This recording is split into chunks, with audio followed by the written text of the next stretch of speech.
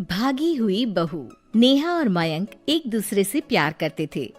दोनों के परिवार शादी के खिलाफ थे, तो दोनों ने भागकर शादी करने का फैसला किया और फिर दोनों ने कोर्ट में शादी कर ली।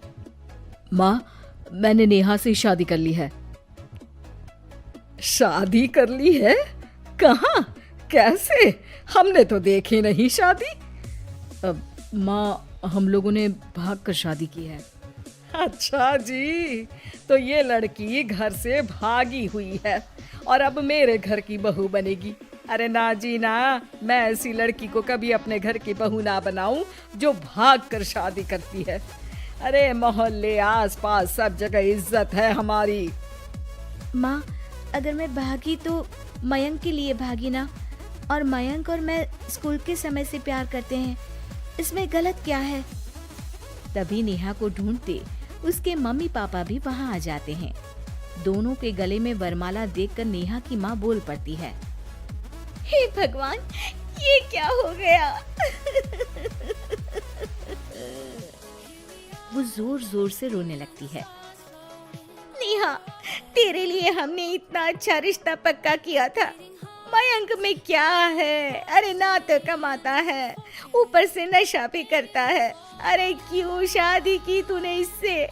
तू तो हमारी इकलौती बेटी है बेटा। अरे देखिए बहन जी, मेरे बेटे के लिए कुछ कहने की जरूरत नहीं है। हाँ, हम नहीं आए थे आपकी बेटी का हाथ मांगने। अरे कुछ नहीं करता तो कोई भूखे नहीं मार देंगे आपकी बेटी को। देखिए कितना बड़ा घर है हमारा, और भगवान की दुआ से दूध दही की नदियां बहती हैं। जैसे तैसे कर लोगों के सामने अरेंज मैरिज दिखा घर वाले दोनों की शादी की पार्टी भी दे देते हैं। पार्टी में बुआ सास, अरे भाग कर शादी कर ली थी दोनों ने। लड़की को देखो, शक्ल से तो चालाक लग रही है। क्या? अरे पर रीटा बहन तो बोल रही थी कि दोनों की अरेंज्ड मैरिज है। तभी चाची कहती है, अरेंज्ड? अरे रीटा, अरेंज्ड करती तो कैसे इतने बड़े घर की लड़की लाती? लड़के में है क्या? अरे सिर्फ दिखता अच्छा है ना, पर ना कमाता ना धमाता, उल्टा नशा अलग से करता है। अरे पता नहीं भागी हुई लड़कियां किसी घर में टिकती भी है कि नहीं। दिन बीतते जाते हैं। एक दिन, अरे रीटा, हम लोगों को 2 दिनों के लिए पंजाब जाना पड़ेगा। मेरी बहन यानी कि तुम्हारी ननद की बेटी की शादी जो है। हाँ हाँ चलते हैं, लेकिन घर किसके भरोसे छोड़ दें? आजकल तो घर बंद रखना सेफ नहीं है। अरे माँ, टेंशन क्यों लेती हो? मैं और नेहा तो घर पर ही रहेंगे ना।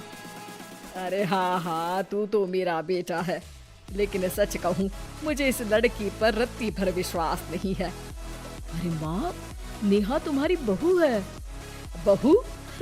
अरे जो लड़की भाग कर शादी कर सकती है, वो घर पर चोरी भी तो कर सकती है।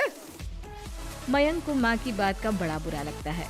वो नेहा की तरफ देखता है जिसकी आंख में आंसू भरे होते हैं।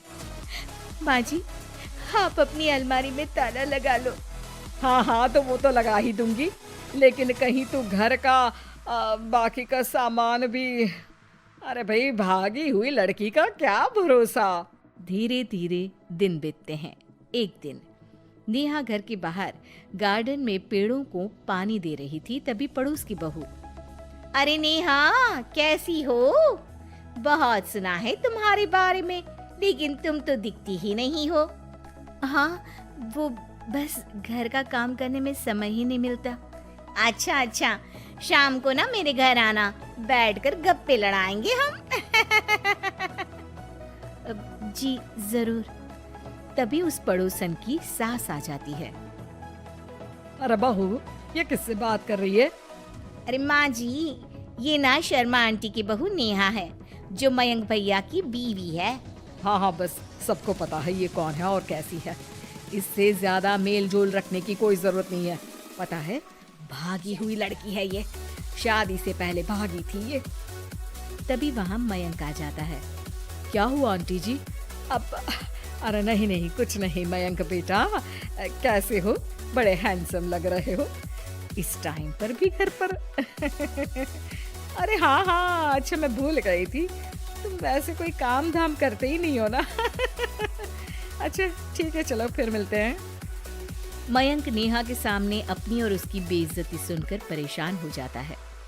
कोई बात नहीं, रहने दीजिए, आप परेशान मत हो, सब ठीक हो जाएगा। एक दिन नेहा की माँ उसके घर आती है। अरे आइए आइए, कैसे आना हुआ? नेहा को लेने आई है क्या?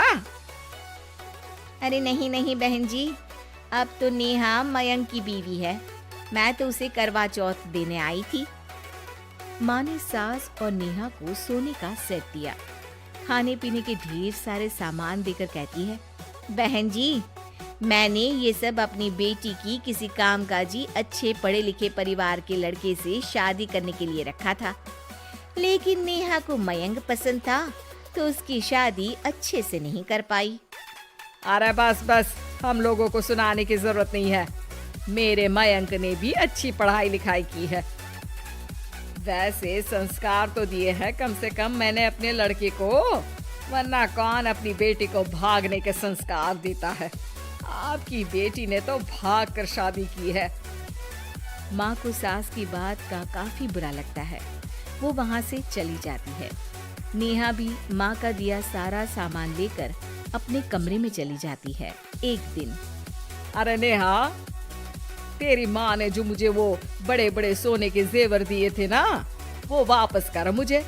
उस दिन तो मैंने कुछ कहा नहीं था, जरा ला कर तो दे, मैं अपनी बेटी को दे दूंगी। तभी वहाँ मयंक हाथ में मिठाई का डिब्बा लेकर आता है। अरे क्या हो गया, तुझ जैसे निठल्लू की नौकरी लग गई क्या?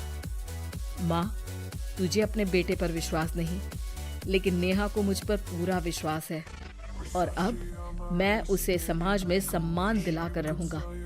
सारे गहने बेचकर मैंने अपना कारोबार शुरू किया है। अरे वाह वाह वाह वाह, भागी हुई लड़की का भी कोई सम्मान करता है क्या? देखा, बेच दिया ना गहना। शाम को करवा चौथ की पूजा में सारे अड़ोस पड़ोस के साथ कई औरतें पार्क में पूजा कर रही होती है कि नेहा भी वहाँ आ जाती है। नेहा सज धज कर वहाँ की सभी महिलाओं में सबसे सुंदर लग रही थी। अरे अरे, तुमने भी व्रत रखा है क्या? किसके लिए? जिसके साथ भाग कर आई हो उसके लिए। तभी वहाँ मयंक आ जाता है। हाँ, जिसके साथ भागी है उसके लिए। आप लोगों को शर्म आनी चाहिए, एक औरत होकर एक औरत के साथ ऐसी बातें कर रही हैं। अगर नेहा भागी तो मैं भी तो भागा था, फिर अकेली नेहा क्यों जिम्मेदार हो? वो कम से कम आप लोगों से तो लाख गुना अच्छी है। आप लोगों ने एक अच्छे पैसे कमाने वाले इंसान से शादी की, लेकिन मेरी बीवी ने मुझ जैसे लड़के पर विश्वास कर न सिर्फ मुझसे शादी की, पर मुझे ठीक राह पर भी लेकर आई। तो हाँ, जितनी नेहा जिम्मेदार है भागी हुई कहलाने को, तो मैं भी भागा हुआ ही हूँ। लड़का हूँ तो इसका मतलब ये नहीं कि मैं जो करूँ वो ठीक हो। सभी को मयंक की बात समझ में आ जाती है।